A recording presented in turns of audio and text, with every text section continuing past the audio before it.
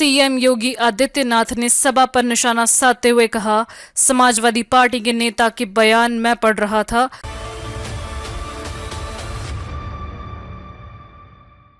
नमस्कार, मैं खुशी और आप देख रहे हैं स्वतंत्र भारत न्यूज। आइए नजर डालते हैं इस वक्त की बड़ी खबर पर।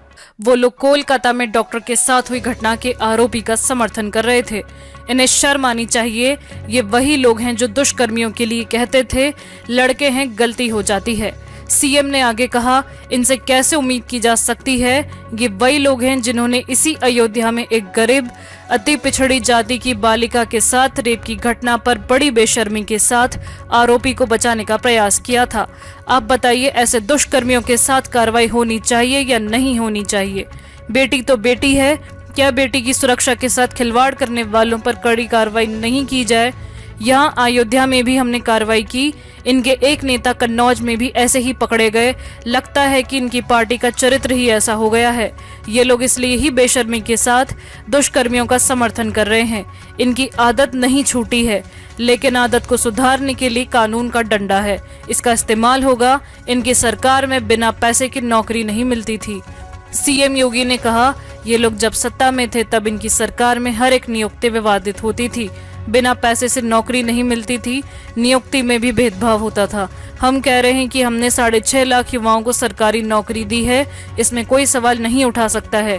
अगर किसी ने नौजवानों के साथ खिलवाड़ किया तो वादा करता हूं उसकी पूरी प्रॉपर्टी जब्त कर कार्रवाई करेंगे। बेटियों की सुरक्षा के साथ किसी ने भी कुछ गलत किया तो उसकी कीमत उसे चुकानी पड़ेगी। अयोध्या को बदनाम करने की कोशिश की जा रही है। सीएम योगी ने कहा, ये लोग अयोध्या को बदनाम करने की कोशिश कर रहे हैं। ये वही लोग हैं जिन्होंने राम भक्तों पर गोलियां चलवाई थी। ये लोग कोलकाता और अयोध्या में हुई घटनाओं का समर्थन कर रहे हैं। अयोध्या बदल रही है, दुनिया अयोध्या के लिए आकर्षित हो रही है।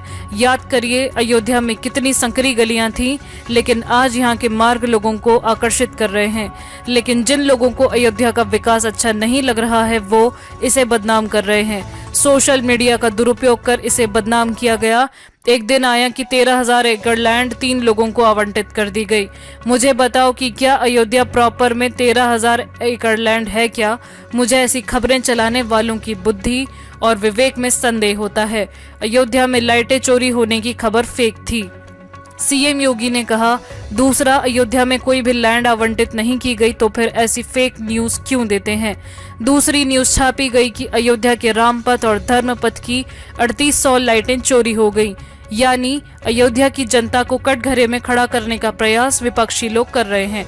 सच्चाई यह थी कि वेंडर को यहाँ लाइट लगानी थी, लेकिन चुनाव के चलते यह नहीं लगाई गई। फिर वेंडर ने विपक्षियों के साथ मिलकर एक छोटी सी शिकायत कर दी। अब वेंडर ही शिकंजे में है। अब इस वेंडर के आकाओं को भी पकड़ा जाएगा।